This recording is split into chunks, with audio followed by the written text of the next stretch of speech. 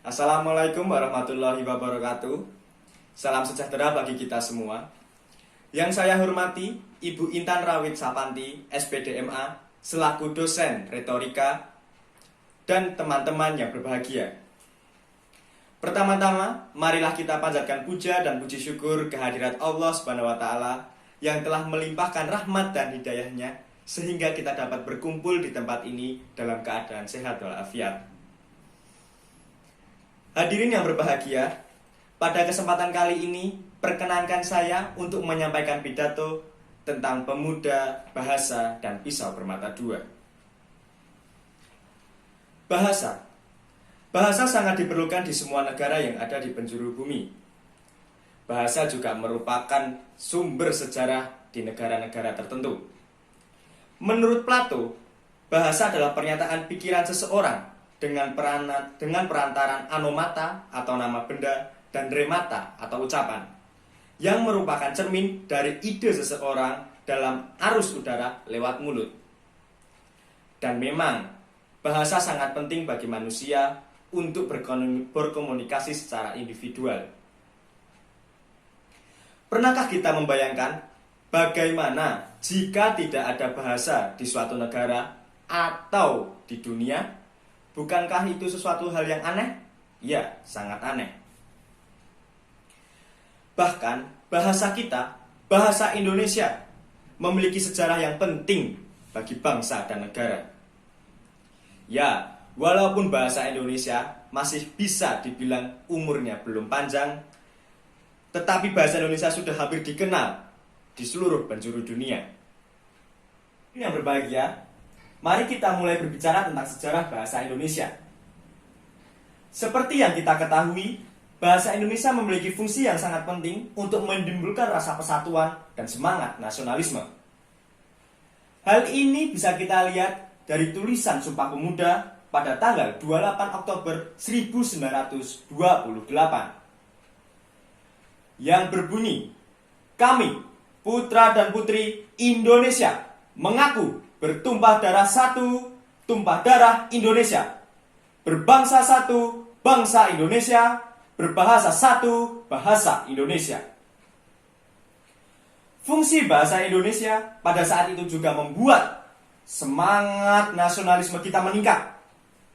Fungsi bahasa sebagai lambang kebanggaan negara, fungsi bahasa sebagai identitas bangsa, fungsi bahasa sebagai alat pemersatu bangsa, dan fungsi bahasa sebagai lingua franca.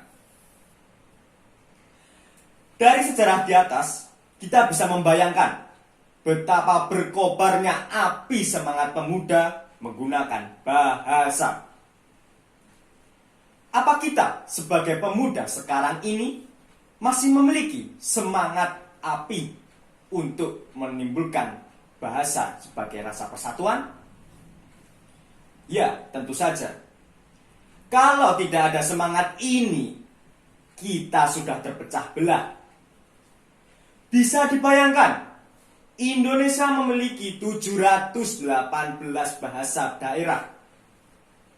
Dengan jumlah sebanyak itu, pastilah kita memiliki semangat persatuan dengan bahasa yang sangat besar. Salam pemuda, salam mahasiswa.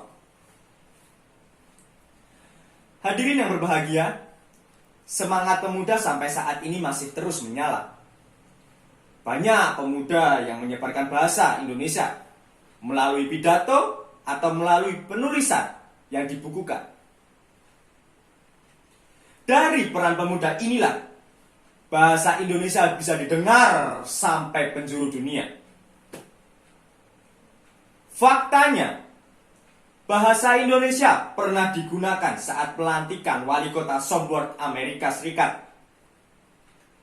Pada tanggal 7 Januari 2016, wali kota terpilih, Dana S. Hilliard, mengucap ikrar setia memimpin kota Sombor menggunakan bahasa Indonesia. Bahkan beliau sendiri yang meminta untuk menggunakan bahasa Indonesia.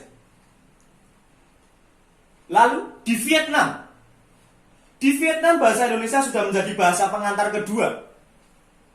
Di sana bahasa Indonesia sejajar dengan bahasa Jepang, Inggris maupun Perancis. Bahkan universitas di Vietnam pun sudah membuka program studi bahasa Indonesia. Hadirin yang berbahagia, memang dari contoh di atas kita bisa menyimpulkan bahwa bahasa Indonesia sudah dikenal, bahkan digunakan sampai negara luar. Tapi awas, jangan sampai hal ini menjadi pisau bermata dua bagi negara kita sendiri. Setelah bahasa kita dikenal oleh bangsa lain, bahkan digunakan oleh bangsa lain, alangkah baiknya kita menjaga bahasa kita agar tidak hilang atau diklaim oleh negara lain. Sebagai contoh bahasa yang pernah hilang adalah bahasa Sanskerta. Hilangnya bahasa Sanskerta karena tidak ada yang menjaga bahasa tersebut, tidak ada yang menggunakan bahasa tersebut, dan tidak ada yang melestarikan bahasa tersebut. Apakah kita mau bahasa Indonesia mengalami hal yang sama? Oh, tentu saja tidak. Atau yang bisa membuat kita geram adalah negara lain yang mengklaim bahasa kita. Bukan hal yang tidak mungkin. Hal itu dapat terjadi kepada bahasa kita. Dalam berbagai contoh kasus budaya kita hampir diklaim oleh bangsa lain. Batik dan tari reog adalah contohnya.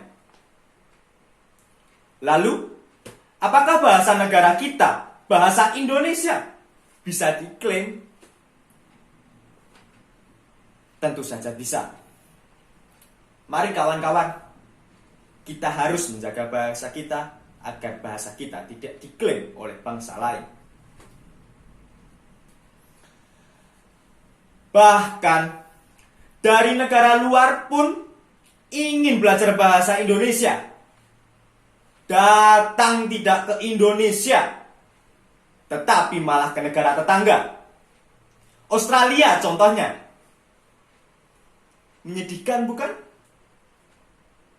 Hal ini yang membuat dosen bahasa Indonesia saya saat pertemuan pertama meneteskan air matanya. Karena apa? Karena beliau takut akan bahasa Indonesia yang hilang dan lenyap atau bahkan diklaim oleh negara lain. Hadirin yang berbahagia, kita patut bangga akan dikenalnya bahasa kita oleh negara luar, yaitu bahasa Indonesia. Di samping itu, sekali lagi saya tekankan, kita harus menjaga bahasa kita, bahasa yang saya dan kamu dan kita semua yang kita cintai, bahasa Indonesia, agar tidak hilang entah kemana. Jangan terlena. Pisau bermata dua itu benar adanya. Mari kita buktikan bersama bahwa kita cinta bahasa kita, cinta bahasa Indonesia, dengan cara terus mengembangkan bahasa kita, dengan terus melindungi bahasa kita.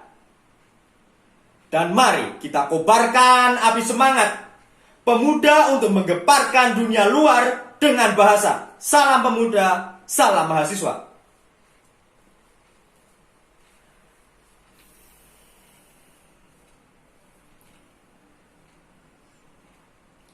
Hadirin yang berbahagia, itu saja yang bisa saya sampaikan. Semoga saya, kita, kamu, kalian semua semakin cinta dengan bahasa Indonesia. Jika ada salah kata, saya mohon maaf. Ono kupat kecemplung ning jero santen, menawi lepat kawula nyuwun ngapunten. Wassalamualaikum warahmatullahi wabarakatuh.